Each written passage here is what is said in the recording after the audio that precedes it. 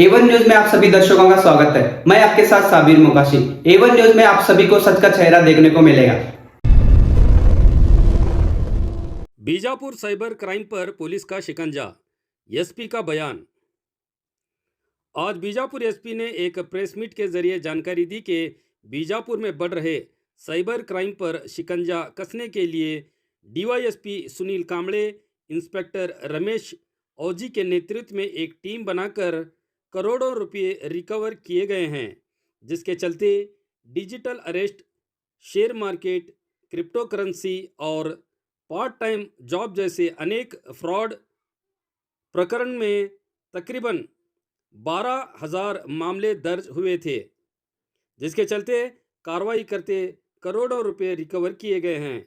Recover किए गए पैसों को आज पुलिस विभाग द्वारा पीड़ितों को वापस किए गए और साथ ही एसपी ने हिदायत दी कि लालच में आकर अपने बैंक डिटेल्स और ओटीपी किसी से शेयर न करें, जैसे और भी कई मुद्दों पर बात करते हुए अपनी प्रतिक्रिया व्यक्त की जिला एसपी ने। ಇತ್ತೀಚೆಗೆ ತಾವು ಗಮನಿಸಿದಂತೆ ವಿಜಯಪುರ ಜಿಲ್ಲೆ ಅಷ್ಟೇ ಅಲ್ಲ, ಬೇರೆ ಬೇರೆ ಕಡೆನೂ ಕೂಡ ಆನ್ಲೈನ್ ಫ್ರಾಡ್ಸ್ಗಳು, ಸೈಬರ್ ಕ್ರೈಮ್ಸ್ಗಳು ದಿನೇ ದಿನೇ ಹೆಚ್ಚಾಗ್ತಾ ಇದೆ. ಆ ಹಿನ್ನೆಲೆಯಲ್ಲಿ ಸಾಕಷ್ಟು ಸೈಬರ್ ಅಪರಾಧಗಳ ಬಗ್ಗೆ ಅವೇರ್ನೆಸ್ ಆಗಿರ್ಬೋದು, ಮತ್ತು ಸೈಬರ್ ಅಪರಾಧಗಳನ್ಗೋಸ್ಕರನೇ 1930 ಆನ್ಲೈನ್ ಪೋರ್ಟಲ್ ಇದ್ದು, ಸೊ ಅದಕ್ಕೆ ನೀವು ಕಂಪ್ಲೇಂಟ್ ಕೊಟ್ಟು ಅದನ್ನು ಕೇಸ್ ರಿಜಿಸ್ಟರ್ ಮಾಡಿ ಇಮಿಡಿಯೇಟ್ಲಿ ತನಿಖೆ ಕೈಗೊಳ್ಳೋದಕ್ಕೋಸ್ಕರನೂ ಕೂಡ ನಮ್ಮಲ್ಲಿ ಸೆನ್ ಪೊಲೀಸ್ ಸ್ಟೇಷನ್ ಎಲ್ಲ ವ್ಯವಸ್ಥೆಗಳು ಇದ್ದಾವೆ. ಸೊ ಆ ಹಿನ್ನೆಲೆಯಲ್ಲಿ ಜಿಲ್ಲೆಯಲ್ಲಿ ಕೆಲವು ಪ್ರಕರಣಗಳಲ್ಲಿ ನಮ್ಮ ಸೆನ್ ಪೊಲೀಸ್ ಠಾಣೆಯ ಡಿವೈಎಸ್ಪಿ ಸುನಿಲ್ ಕಾಂಬ್ಳೆ ಅವರು ಮತ್ತು ಇನ್ಸ್ಪೆಕ್ಟರ್ ಆದಂತಹ ರಮೇಶ್ ಔಜಿ ಮತ್ತು ಅವರ ತನಿಖಾ ತಂಡ ಹಲವಾರು ದಿನಗಳಿಂದ ಕೆಲವು ಪ್ರಮುಖ ಪ್ರಕರಣಗಳಲ್ಲಿ ತನಿಖೆಯನ್ನು ಕೈಗೊಂಡು ದುಡ್ಡನ್ನು ಕಳೆದುಕೊಂಡಂತಹ ಹಲವಾರು ಜನರಿಗೆ ಅದನ್ನು ವಾಪಸ್ ಕೊಡಿಸುವಂಥ ಒಂದು ಪ್ರಯತ್ನವನ್ನು ಮಾಡಿದ್ದಾರೆ. ಆ ಹಿನ್ನೆಲೆಯಲ್ಲಿ ಕಳೆದ 3 ತಿಂಗಳಿಂದ ನಮ್ಮ ಜಿಲ್ಲೆಯಲ್ಲಿ digital arrest, crypto currency, share market, part time job, ಈ ರೀತಿಯ ಆನ್ಲೈನ್ ವಂಚನೆಗೊಳಗಾದಂತಹ ಸುಮಾರು 12 ಸೈಬರ್ ಅಪರಾಧ ಪ್ರಕರಣಗಳು ದಾಖಲಾಗಿತ್ತು.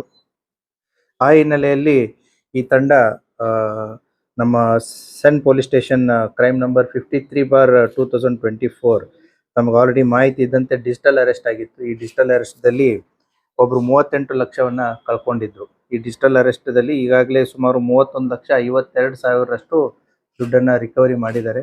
ಮತ್ತು ಇನ್ನೂ ಕೂಡ ಪ್ರಯತ್ನ ನಡೀತಾ ಇದೆ, ಮತ್ತು ಅಪರಾಧಿಗಳ ಶೋಧ ಕಾರ್ಯನೂ ನಡೆದಿದೆ. ಅದೇ ರೀತಿ ಸೆನ್ ಪೊಲೀಸ್ ಠಾಣೆ ಕ್ರೈಮ್ ನಂಬರ್ 38/24 ಈ ತಾಳಿಕೋಟೆ ಪಟ್ಟಣದಲ್ಲಿ ಆದಂತಹ ಅಪರಾಧ, ಇವರು ಕ್ಯಾಪಿಟಲೆಕ್ಸ್ ಎಂಬ ಟ್ರೇಡಿಂಗ್ ಅಪ್ಲಿಕೇಶನ್ಸ್ದಲ್ಲಿ ದುಡ್ಡು ಹಾಕಿ ಅದನ್ನು ಬಿಟ್ಕಾಯಿನು, ಶೇರ್ ಮಾರ್ಕೆಟು, ಡಾಲರ್ಸು ಅನ್ನುವಂಥ ಒಂದು ಆಸೆಯನ್ನು ತೋರಿಸಿ ಅವರು ಸುಮಾರು 87 ಲಕ್ಷ ಹಣವನ್ನು ಇನ್ವೆಸ್ಟ್ ಮಾಡಿದರು. 30% ನಾವು ಪ್ರಾಫಿಟನ್ನು ಕೊಡ್ತೀವಿ ಅಂತಂತೇಳಿ. ಆ ಕೇಸಲ್ಲಿ ಈಗಾಗಲೇ 68,25,000ರಷ್ಟು ಹಣವನ್ನು ರಿಕವರಿ ಮಾಡಿದ್ದಾರೆ. ಇನ್ನೂ ಕೂಡ ಪ್ರಕರಣದ ತನಿಖೆ ಮುಂದುವರಿತಾ ಇದೆ. ಅಷ್ಟೇ ಅಲ್ಲದೆ ನಮ್ಮ ಸೆನ್ ಪೊಲೀಸ್ ಸ್ಟೇಷನ್ದಲ್ಲಿ ಕ್ರೈಮ್ ನಂಬರ್ 23/24 ಸಿಂದಗಿ ನಿವಾಸಿ ಒಬ್ಬರು ಸಾಫ್ಟ್ವೇರ್ ಇಂಜಿನಿಯರು, ಅವರು ಕೂಡ ಟ್ರೇಡ್ ಬುಲ್ಸ್ ಅನ್ನುವಂತಹ ಒಂದು ಟ್ರೇಡಿಂಗ್ ಆ್ಯಪಲ್ಲಿ ಹಣವನ್ನು ಸುಮಾರು 1 ಕೋಟಿಯಷ್ಟು ಹಣವನ್ನು ಇನ್ವೆಸ್ಟ್ ಮಾಡಿದರು, ವಂಚನೆಗೆ ಒಳಗಾಗಿದ್ದರು. ಆ ಪ್ರಕರಣದಲ್ಲಿನೂ ಕೂಡ ಸುಮಾರು 10 ಲಕ್ಷದಷ್ಟು ಹಣವನ್ನು ಈಗ ರಿಕವರಿ ಮಾಡಿ ಇನ್ನೂ ಕೂಡ ಪ್ರಕರಣ ತನಿಖೆ ಮುಂದುವರಿತಾ ಇದೆ. ಇನ್ನೊಂದು ಅಪರಾಧ ಪ್ರಕರಣ, ವಿಜಯಪುರ ನಗರದ ನಿಖಿಲ್ ಶಿವಾನಂದ್ ಮೋಜಿ ಅನ್ನೋರು ದ ಆಪ್ಟಾ ಟ್ರೇಡಿಂಗ್ ಆ್ಯಪ್ ಅನ್ನೋದರಲ್ಲಿ ಟ್ರೇಡಿಂಗ್ ಅಪ್ಲಿಕೇಶನ್ದಲ್ಲಿ ಸೇಮ್ ಅದೇ ಮಾಡಸ್ ಆಪರೆಂಡಿ, US ಡಾಲರಲ್ಲಿ ಕನ್ವರ್ಟ್ ಮಾಡುತ್ತೆ, ಬಿಟ್ಕಾಯಿನು, ಆಯಿಲ್ ಇಂಡಸ್ಟ್ರಿಯಲ್ಲಿ ಇನ್ವೆಸ್ಟ್ಮೆಂಟ್ ಮಾಡುತ್ತೆ, ನಿಮಗೆ 4% ಲಾಭಾಂಶವನ್ನು ನಾವು ಇಮಿಡಿಯೇಟ್ಲಿ ಕೊಡ್ತೀವಿ ಅಂತಂತೇಳಿ ಇವರು ಕೂಡ ಮೋಸಕ್ಕೆ ಒಳಗಾಗಿ ಸುಮಾರು 2 ಕೋಟಿ ಇನ್ವೆಸ್ಟ್ಮೆಂಟ್ ಮಾಡಿರ್ತಾರೆ. ಅದರಲ್ಲಿ ಸುಮಾರು ಈಗ ಆ್ಯಸ್ ಆಫ್ ನೋ 38 ಲಕ್ಷ ಅಮೌಂಟನ್ನು ರಿಕವರಿ ಮಾಡಿ ಅವರಿಗೆ ಇದನ್ನು ಮಾಡಲಾಗಿದೆ. ಮತ್ತು ಇದೇ ರೀತಿ ಸೆನ್ ಪೊಲೀಸ್ ಠಾಣೆಯಲ್ಲಿ ಕೂಡ ಇತರ 4 ಪ್ರಮುಖ ಆನ್ಲೈನ್ ವಂಚನೆ ಪ್ರಕರಣಗಳಾಗಿತ್ತು.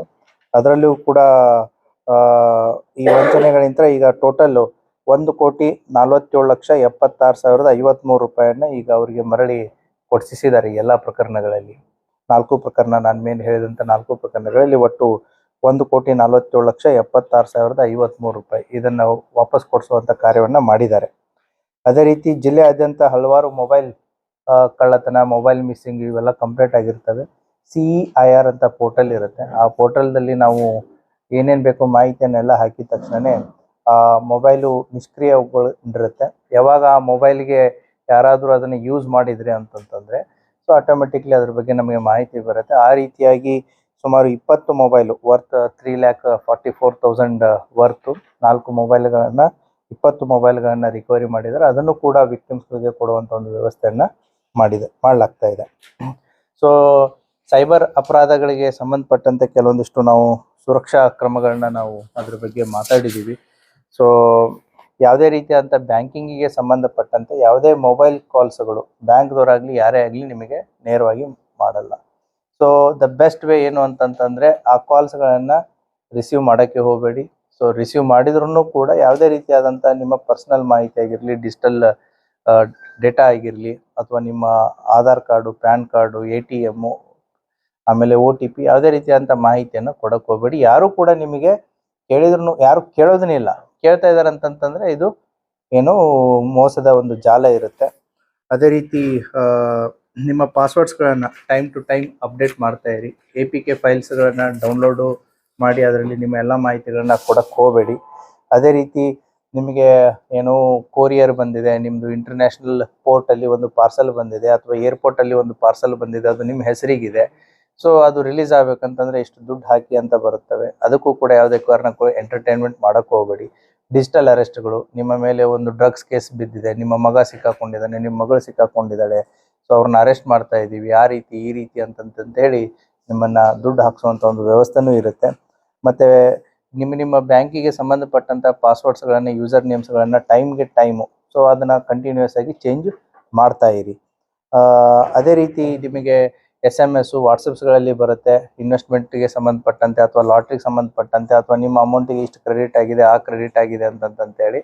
ಸೊ ಅದಕ್ಕೂ ಕೂಡ ಸಾರ್ವಜನಿಕರು ಯಾವುದೇ ರೀತಿಯಾದಂಥ ಒಂದು ರೆಸ್ಪಾನ್ಸನ್ನು ಮಾಡೋಕ್ಕೆ ಹೋಗಬೇಡಿ. ಮತ್ತು ಈ ಬಡ್ಡಿ ದರದಲ್ಲಿ, ಕಡಿಮೆ ಬಡ್ಡಿ ದರದಲ್ಲಿ ದುಡ್ಡು ಕೊಡ್ತಾರೆ ಮಾಡ್ತಾರೆ ಅಂತಂತೇಳಿ ಆನ್ಲೈನ್ ಆ್ಯಪ್ಸ್ಗಳನ್ನ ಇದೆ, ಆ ಮೋಸಕ್ಕೂ ಕೂಡ ಬಲಿ ಕೊಡಬೇಡಿ. ಮತ್ತು ಕೆಲವೊಂದಿಷ್ಟು ಜನ ಏನು ಸಾಮಾಜಿಕ ಜಾಲತಾಣಗಳಲ್ಲಿ ಅಪರಿಚಿತರು ಕೂಡ ವಿಡಿಯೋ ಕಾಲ್ಗಳನ್ನ ಮಾಡ್ತಾರೆ. ಸೊ ಯಾರೋ ಅನ್ನೋನ್ ಕಾಲ್ಸ್ಗಳು ಬರ್ತಾ ಇರುತ್ತೆ, ಅದನ್ನು ಸುಮ್ಮನೆ ರಿಸೀವ್ ಮಾಡಿಬಿಟ್ಟು ನೀವು ಟ್ರ್ಯಾಪ್ ಆಗಕ್ಕೆ ಹೋಗ್ಬೇಡಿ. ಕೆಲವೊಮ್ಮೆ ಹನಿ ಟ್ರ್ಯಾಪ್ ಆಗ್ತಾರೆ, ಕೆಲವೊಮ್ಮೆ ಏನೋ ಅವ್ರನ್ನ ಟ್ರ್ಯಾಪಿಗೆ ಹಾಕಿಬಿಟ್ಟು ನಿಮ್ಮ ಇಮೇಜಸ್ಸು ವಿಡಿಯೋನ ನಾವು ಸರ್ಕ್ಯುಲೇಟ್ ಮಾಡ್ತೀವಿ, ಇಷ್ಟು ದುಡ್ಡು ಕೊಡಿ ಅನ್ನುವಂಥ ಒಂದು ಜಾಲನೂ ಇದೆ. ಈ ರೀತಿಯಾದಂಥ ಸಾಕಷ್ಟು ಸ್ಕ್ಯಾಮ್ಸ್ಗಳನ್ನು ಕೂಡ ಜನರ ಗಮನಕ್ಕೂ ಬಂದಿದೆ, ನಿಮ್ಮ ಗಮನಕ್ಕೂ ಬಂದಿದೆ. ಇವಕ್ಕೆ ಒಂದೇ ಏನು ಅಂತಂತಂದರೆ ಸಿಂಪಲ್ ಆಗಿ ನಾನು ಕನ್ಕ್ಲೂಷನ್ ಅದನ್ನೇ ಬರೆದಿದ್ದೇನೆ, ಆಸೆಯೇ ದುಃಖಕ್ಕೆ ಕಾರಣ ಅಂತಂತೇಳಿ, ದುರಾಸೆಯೇ ಮೋಸಕ್ಕೆ ಕಾರಣ. ಸೊ ಅದಕ್ಕೆ ಈ ಮೋಸ ಎಲ್ಲಿ ಹೋಗುತ್ತೆ ಅಂತಂದರೆ ದುರಾಸೆ ಇದ್ದಲ್ಲಿ ಮೋಸ ಜಾಸ್ತಿ ಹೋಗುತ್ತೆ. ಈ ಪ್ರಚೋದನೆಗೆ ಆಗಿರಲಿ ಅಥವಾ ಈ ಲಾಭಾಂಶಕ್ಕಾಗಿರಲಿ ಅಥವಾ ಈ ಆಮಿಷಗಳಿಗೆ ಒಳಗಾಗಬೇಡಿ. ಸೊ ಇಂಥವು ನಿಮ್ಮ ಘಟನೆಗಳಾದಾಗ ಇಮಿಡಿಯೇಟ್ಲಿ 1930 ಪೋರ್ಟಲ್ ಇದೆ, ಅದಕ್ಕೆ ಮಾಹಿತಿ ಕೊಡಿ. ನಮ್ಮ ಹತ್ತಿರದ ಎಲ್ಲ ಪೊಲೀಸ್ ಠಾಣೆಗಳಲ್ಲಿನೂ ಕೂಡ ಸೈಬರ್ ಅಪರಾಧಗಳನ್ನು ಕೇಸ್ಗಳನ್ನ ರಿಜಿಸ್ಟರ್ ಮಾಡ್ತಾರೆ. ಪ್ರತಿಯೊಬ್ಬ ಇನ್ಸ್ಪೆಕ್ಟರ್ನೂ ಕೂಡ ಇದಕ್ಕೆ IO ಆಗಿರ್ತಾರೆ. ಸೊ ಪೊಲೀಸ್ ಇಲಾಖೆ ಆದಷ್ಟು ತನ್ನ ಕಾರ್ಯವನ್ನು ಮಾಡ್ತಾ ಇದೆ. ಬಟ್ ಸಾರ್ವಜನಿಕರು ಕೂಡ ಇದಕ್ಕೆ ಕೈ ಜೋಡಿಸ್ಬೇಕಾಗತ್ತೆ. ಯಾಕಂತಂದರೆ ಒಂದು ಪ್ರಿವೆನ್ಷನ್ನು, ಆಮೇಲೆ detection. Prevention is the best policy cyber ಫ್ರಾಡ್ಸ್ಗಳಿಗೆ, detection is the difficult task. ಈ ಬೇರೆ ಸಾಂಪ್ರದಾಯಿಕ ಅಪರಾಧಗಳಿದ್ದಾವೆ, ಟ್ರೆಡಿಷನಲ್ ಕ್ರೈಮ್ಸ್ ಅಂತ ಏನು ಕರಿತೀವಿ, ಅಲ್ಲಿ ಫಿಸಿಕಲ್ ಆಗಿ ಆರೋಪಿ ಬಂದಿರ್ತಾನೆ, ಹೋಗಿರ್ತಾನೆ, ಮಾಡಿರ್ತಾನೆ, ಯಾವುದೋ ಒಂದು ಟ್ರೇಸ್ ಬಿಟ್ಟು ಹೋಗಿರ್ತಾನೆ. ಬಟ್ ಇದು ಡಿಜಿಟಲ್ ಕ್ರೈಮ್ಸ್ಗಳಲ್ಲಿ ಆರೋಪಿ ಯಾವುದೋ ದೇಶದಲ್ಲಿರ್ತಾನೆ, ಎಲ್ಲೋ ಇರ್ತಾನೆ, ಅದನ್ನು ಟ್ರೇಸ್ಗಳನ್ನು ಕಂಡುಹಿಡಿಯೋದು ಕಷ್ಟ. ಇದಕ್ಕೆ ಬೆಸ್ಟ್ ಸೊಲ್ಯೂಷನ್ ಈಸ್ ಪ್ರಿವೆನ್ಷನ್.